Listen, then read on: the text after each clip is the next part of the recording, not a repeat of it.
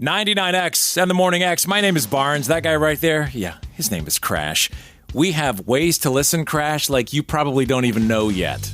You mean there's other ways than 100.5 FM? Oh, Crash. I don't know technology. I don't know what you're talking about. You can get the 99X Freeloader app. You can get Sonos, and then you got Sonos Local on there. I know my favorite barbecue place plays us on Sonos Loco. I'm doing what you did now. Local. Touche.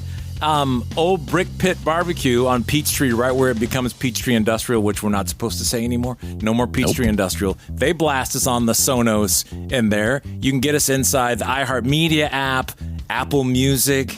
Pretty much you can't get away from us. So anytime you want to listen, just aim, your antenna and your brain at something and it'll pop on. You did mention Alexa, because I always do that. I'm like, Alexa, but you didn't? Okay, I'm always like, Alexa, play 99X. And she's like, sure thing, Crash, master of the house in Smyrna. Yeah, any smart anything will play it.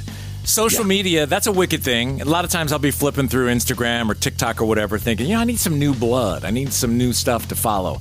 I found a really interesting one if you like to learn about different parts of Atlanta. There may be parts of Atlanta that you drive around all the time and you look at it and you go, what the hell is that? Or what was that? And one of them for me popped up in this thread I'm about to tell you about, and you're about to meet the person behind the channel. But it's that old hotel at the corner of 85 and 285. Oh, God, yeah. That's where one of the old offices that I used to work at, Metro Traffic, we were up there. So the channel that I follow on Instagram is called Forgotten Georgia, and you're going to meet the woman behind it in just a second. But here's a little taste of it. This was the one that pulled me in. Everything about this building was designed to be seen, except what happened underneath it. We're at the Presidential Hotel, built in the early 1970s, right where I-85 and I-285 collide, better known as Hell. I mean Spaghetti Junction. It's one of the busiest interchanges in the Southeast. This was a highway hotel. The shape wasn't decorative. It made the building visible from every single direction. Underneath that tower, now that's where the story gets good. You didn't walk into it. You descended down to Club Europe, down ramps, into a low-ceiling, dense room with no windows at all, allowing DJs to run longer sets and letting the night stretch out without interruption. Club Europe wasn't just a nightclub.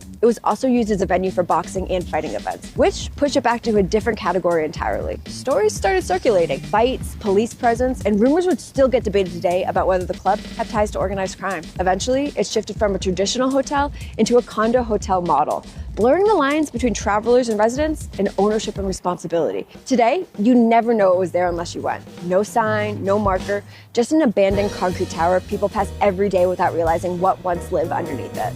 Yes, our good friends Molly, and when you woke up with bite marks on your arm, you just said, what the hell? I remember that place. That was before my time, so I love history stuff, especially driving around in our community, and you can see things like that and know what the hell it was. Well, let's meet the person behind this channel, Forgotten_Georgia. Her name is Michelle. Don't know Michelle, just meeting her right now. Welcome to the show. Hey.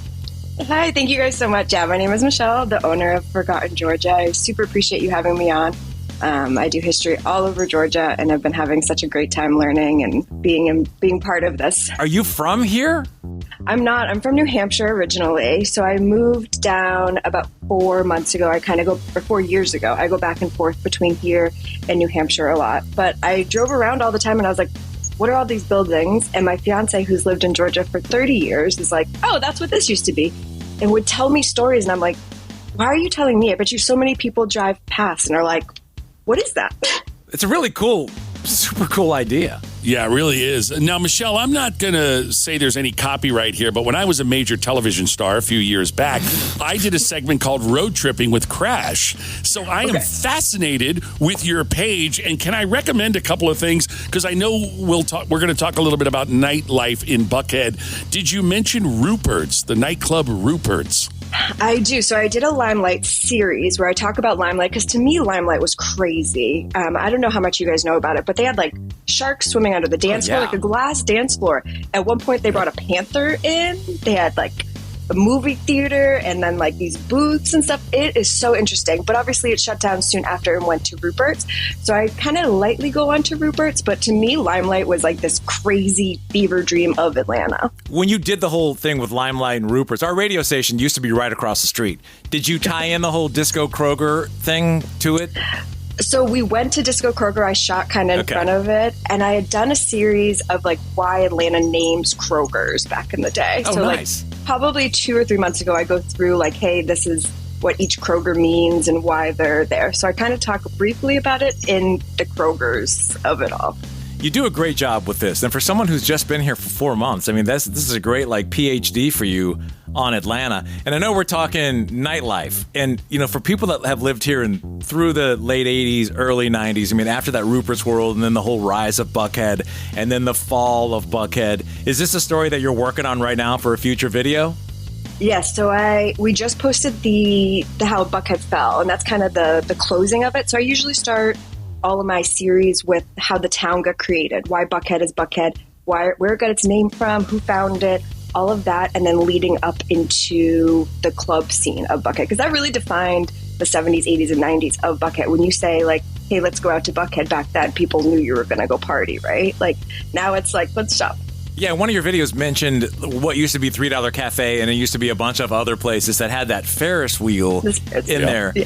I had heard that someone died on that Ferris wheel. Was that an urban legend, or is that true? I didn't see anything in the research that I did, but there was a DJ that was on it for like 43 days to raise $10,000. That's only like kind of crazy thing, but yeah, I know that was going around the early 90s that someone had died on that inside there and they had to remove it back when it had become $3 Cafe. Yeah, I mean, imagine it's a Ferris wheel from the 1920s that the guy's brother just came in and like sandblasted and was like, oh, I guess I'll fix this Ferris wheel. He probably had no idea. This is Michelle. She has an Instagram channel that is really cool with a bunch of great Atlanta history on it. It's called Forgotten_Georgia. Yeah, and we were talking about dying on a Ferris wheel. That's not until Ray Lewis came into town, allegedly, and ruined Buckhead. But, Michelle, you've got a lot to cover here. I mean, you've got Mako's, Lulu's Bait Shack, Tongue and Groove, Steamhouse Lounge, one of my favorites, CJ's Landing, Rose and Crown. Pat Hurley's. Come on, don't leave Pat Hurley's out. Yes! Are you covering that? Because this, for people my age, I'm going to be 60, that was our mecca. Do you cover all of that? So we are going to cover a lot of that stuff. I want to do a broader history of everything too. So we're going to do niche into certain stuff, but we're also keeping it broad as well. I want to make sure that people learn both history from kind of the present and history from the past too. So it shouldn't just be kind of those nightclubs. I want people to know of history from, you know, the 1800s of how all of this happened as well. So it really is like a broad spectrum, but a lot of people are really loving that nightlife. So we're definitely really enjoying kind of posting about that. Keep it going. You're doing a great job. You're my new favorite follow of the month. I love all of your content. You do a great job. If you want to follow her along, are you just on Insta or are you on others? I'm on Instagram and TikTok. Same thing, Forgotten Georgia, but no underscore on the TikTok. God. Oh, and Instagram, you're Forgotten_Georgia_. Yes. Yeah. A lot of underscoring going on. Okay, Michelle. I know. Nice to meet you, and welcome to Atlanta. It's great to get new blood in here. You know more about the damn city than Crash and I do. Love Thank that. you guys so much. Thank you. Forgotten Georgia on Instagram and TikTok. We are the Morning X. This is 99X. This isn't your average podcast. This pod is about to be crazy. I don't even know what's going to happen. This is Full Send. It's just like a boys' scrap. Join the party. We threw like a spontaneous party out of nowhere. It was crazy. And we pulled off a crazy prank. Pranks, parties, and viral culture at its wildest. Just seeing like the guys that you brought in and like seeing their different personalities and stuff. It's been entertaining, dude. So this could be the greatest content builder of all time, bro. The Full Send podcast. Dude, let's get ready to rumble. Follow and listen on your favorite platform. Let's do it.